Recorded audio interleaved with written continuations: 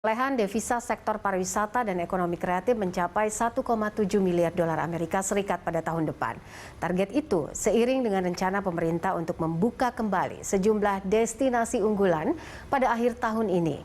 Nah, lantas sejauh mana kesiapan sektor pariwisata membuka kembali untuk wisatawan mancanegara? Dan sejauh mana langkah ini akan mendongkrak kunjungan Wisman ke tanah air? Langsung saja kita akan membahasnya. Sudah hadir bersama kami Menteri Pariwisata dan Ekonomi Kreatif Sandiaga Uno, dan nanti juga di segmen berikutnya ada Sekjen Perhimpunan Hotel dan Restoran Indonesia PHRI Maulana Yusran. Saya sapa dulu Pak Menteri, terima kasih sudah bergabung bersama kami. Apa kabar Pak Menteri? Baik-baik, terima kasih Mbak Popi, terima kasih juga untuk Berita Satu sudah mengundang kami. Sukses. Alhamdulillah, senang mendengar Pak Menteri yang sudah berkeliling-keliling sampai saat ini ya, bisa kembali hadir dalam Berita Satu. Ini kita lihat bahwa BPS sudah ada catatan bahwa kunjungan wisatawan mancanegara per Agustus terlihat anjlok begitu. Kita tahu bahwa memang sangat sulit begitu ya untuk sektor pariwisata bangkit dari pandemi setelah 2 tahun lebih begitu. Nah, tapi untuk kedepannya, pariwisata akan dibuka kembali. Apa rencana Kemenparekraf sampai saat ini, Pak Menteri? Ya, tentunya hari ini breaking news-nya adalah alhamdulillah setelah kita menangani pandemi COVID-19 dengan pendekatan PPKM, kita mengumumkan bahwa Bali akan dibuka Bandara Ngurah Rai untuk penerbangan internasional mulai tanggal 14 Oktober. Ini mengirimkan signal bahwa kita secara bertahap, bertingkat dan berkelanjutan akan membuka untuk kunjungan wisatawan mancanegara. Memang tahun 2020 kunjungan wisatawan mancanegara turun sampai 75% dan tahun ini secara tahun ke tahun juga kembali menurun sampai 80%. Ini diakibatkan tentunya oleh hantaman COVID-19 dan terakhir oleh varian Delta yang betul-betul hampir melumpuhkan sektor pariwisata dan ekonomi kreatif kita, dan untuk beberapa daerah seperti Bali, Batam dan Bintan ini sangat bergantung kepada pariwisata mancanegara. Oleh karena itu kita sekarang memusatkan langkah kita untuk memulihkan pariwisata dan ekonomi kreatif, khususnya bagaimana menyelamatkan 34 juta lapangan kerja yang ada di sektor parekraf. Dan ini sekarang kita lakukan dengan konsep yang holistik 360 derajat. Kita dorong penguatan protokol kesehatan, kita sertifikasi CHSE, kita tingkatkan vaksinasi, testing dan tracing, dan kita perkuat benteng kita untuk menghadapi varian baru atau varian of concern atau varian of interest.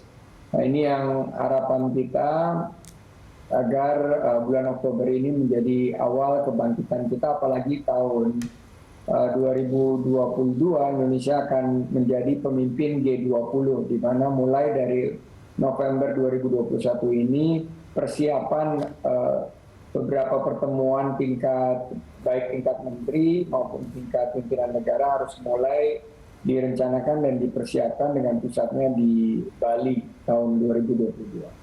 Oke, Pak Menteri, kita tahu bahwa cleanliness, kemudian healthy, safety, environment juga waktu itu sempat digaungkan oleh Kemenparekraf. Apakah untuk tahun ini standarisasinya lebih ditingkatkan lagi, atau misalnya ada aturan-aturan baru yang memang diwajibkan oleh tempat usaha dan juga UMKM jika ingin membuka pariwisata kembali? Ya, tentunya CHSE ini adalah langkah yang kita lakukan tahun lalu dengan berkoordinasi dengan kementerian dan lembaga lainnya, termasuk juga dengan standar WHO. Dan kita sudah mensertifikasi lebih dari 6.000 unit usaha pariwisata dan ekonomi kreatif, serta tahun ini juga targetnya kita tingkatkan 7.000 yang masih dibiayai oleh pemerintah. Ke depan ini akan merupakan standar yang kita bisa sebut sebagai gold standard, di mana juga kita akan lebih demokratisasikan agar bukan hanya pemerintah saja yang memonopoli sertifikasi ini, tapi kita sudah berikan kepada industri melalui sertifikasi CHSE melalui SNI atau CHSE Mandiri. Nah, kita harapkan ini merupakan satu langkah penyiapan secara totalitas dan perlu didukung oleh seluruh pihak, terutama dari industri ya, PHRI, Pak Maulana Yusran nanti bagaimana kita juga menurunkan biaya operasi walaupun standar protokol kesehatannya tinggi tapi tidak membebani karena ini sudah menjadi keseharian daripada pelaksanaan kegiatan pariwisata dan ekonomi kreatif yang mengacu kepada protokol kesehatan CHSE yang terintegrasi terhadap aplikasi Peduli Lindungi. Ini merupakan satu komitmen baik dari pemerintah, dunia usaha secara bersama-sama. Kita akan tingkatkan kepatuhan kita protokol kesehatan sehingga ini membentengi Indonesia dan kita harapkan ya gelombang ketiga yang merupakan ancaman ini bisa kita antisipasi dengan baik. Oke, Pak Menteri, kita tahu bahwa sektor pariwisata ini kan memang babak belur begitu dalam 2 tahun terakhir ini. Saya ingat di tahun 2019 dulu begitu ya, ada 16 juta wisatawan mancanegara kita, gitu. Artinya ada 4% dari GDP begitu di sana. Lalu turun drastis luar biasa di 2020, kemudian penurunannya juga terjadi di 2021. Dan sekarang Kemenparekraf pun sering menggaungkan soal transformasi digital. Ada QRIS ya, Quick Response Code Indonesian Standard juga terus digaungkan di sana. Nah, untuk transformasi digital sendiri, ini tentu saja terintegrasi. Rencananya ke depan seperti apa selain misalnya standar-standar protokol yang memang diterapkan oleh Kemenparekraf? Ya, menariknya pariwisata era baru adalah pariwisata yang berkualitas dan berkelanjutan lingkungan. Fokusnya di sustainability dan quality tourism. Nah, yang menarik bahwa pariwisata dan ekonomi kreatif ini sekarang tidak bisa dipisahkan, bahwa kita melihat bukan hanya to experience, to do, to visit, tapi juga to buy.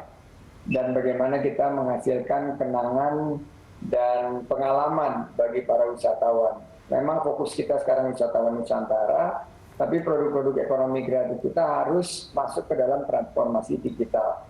Oleh karena itu kita mendorong satu langkah Indonesia Incorporated secara holistik 360 derajat. Kita dorong melalui Gerakan Nasional Bangga Buatan Indonesia.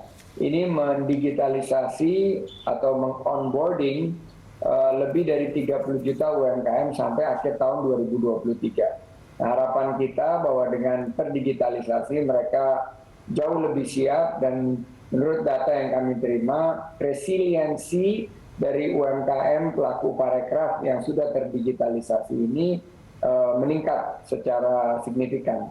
Berarti kalau kita lihat nanti Bali, Batam, Bintan yang sudah mempersiapkan kunjungan dari para wisatawan, baik wisatawan Nusantara maupun wisatawan mancanegara, harus bisa mengembangkan produknya atau jasanya yang low touch, less crowd, dan juga program-program seperti QRIS itu kan cashless.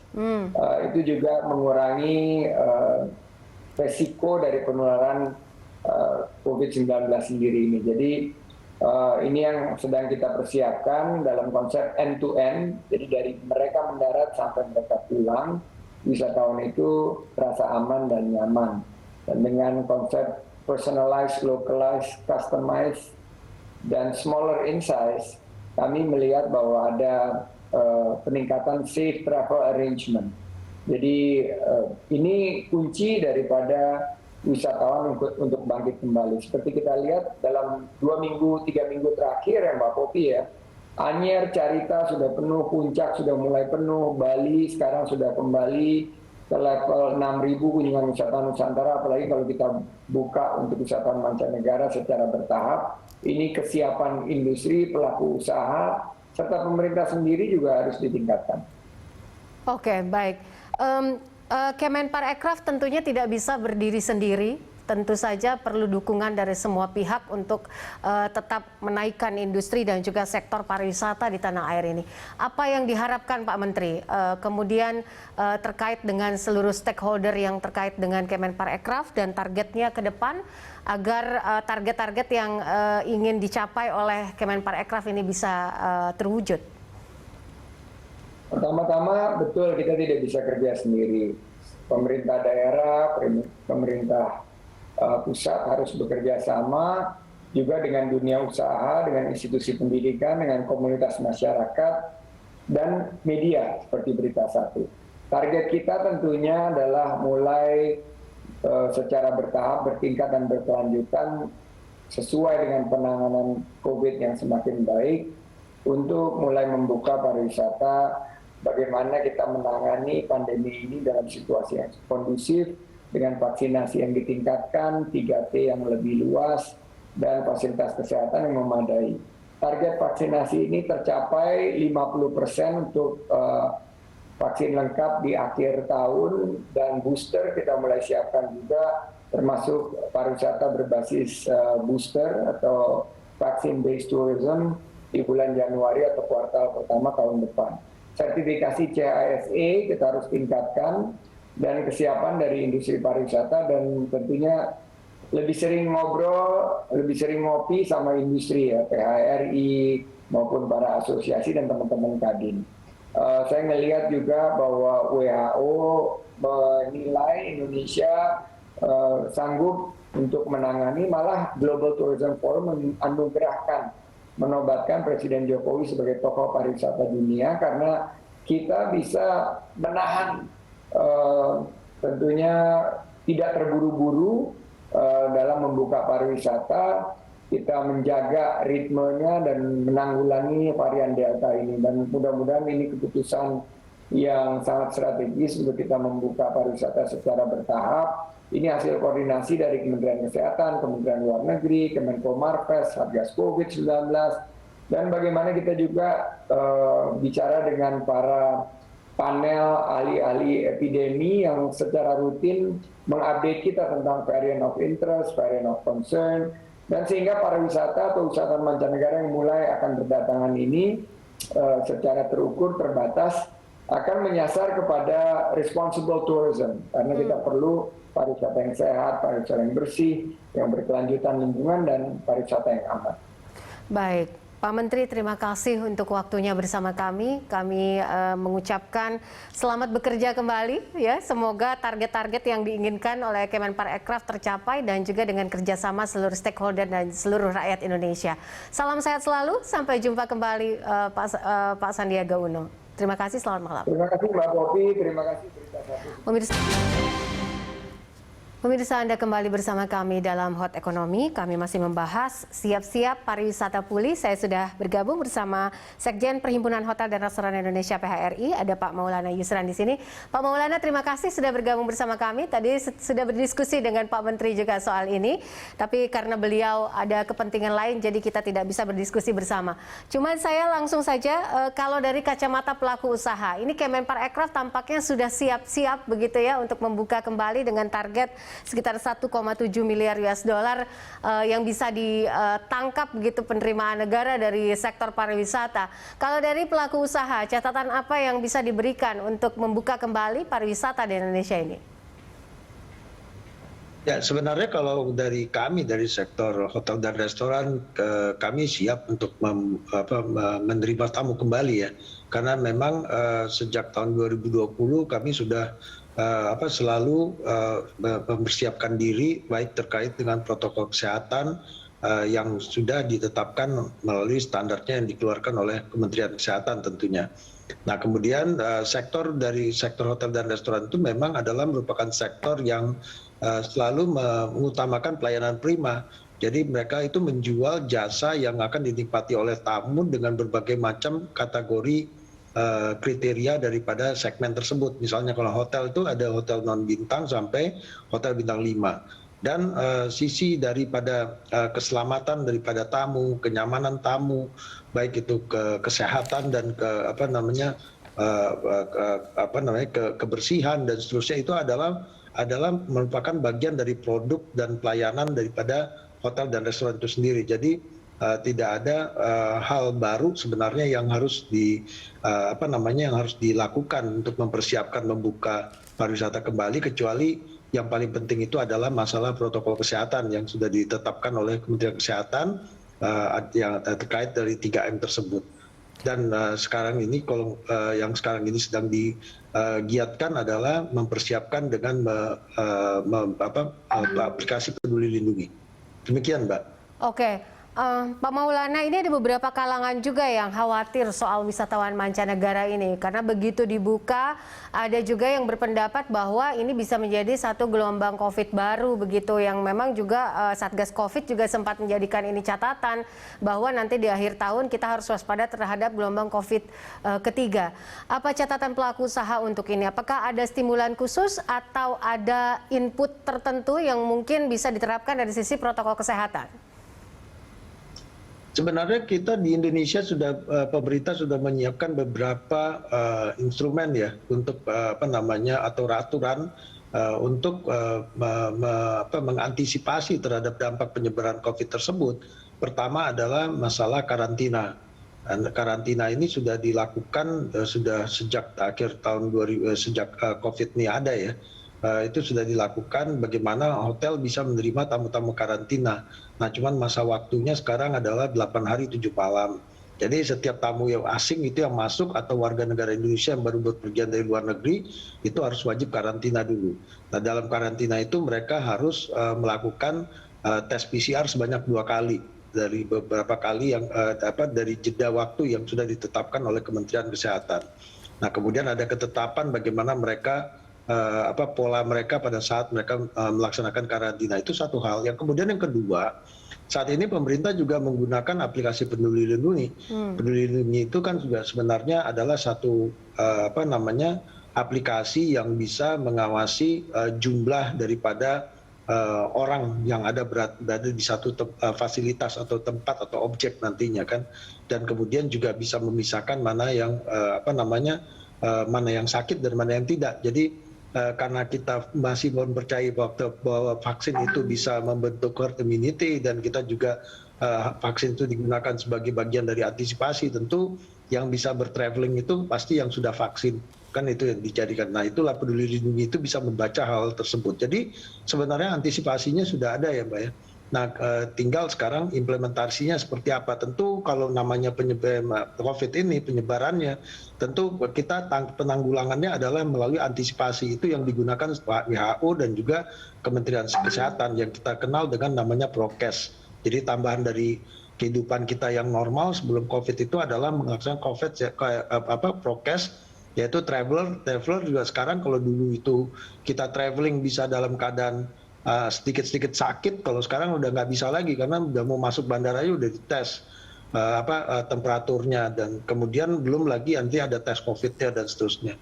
Oke, terakhir mungkin terkait dengan desa wisata. Ini kan ada program juga dari Kemenparekraf yang digaungkan soal desa wisata. Seberapa besar bahwa ini bisa mendongkrak pemulihan ekonomi dari sektor ini, Pak Maulana?